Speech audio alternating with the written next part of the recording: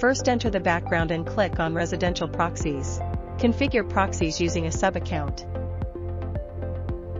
Select the country or region you wish to use. Then you can configure the host address, state city/ISP, username, and password here.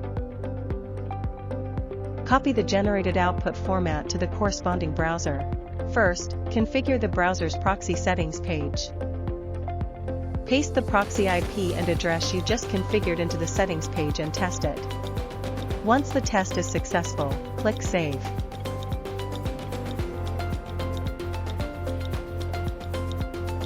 Then, create a configuration file and select Proxy Configuration to complete the process.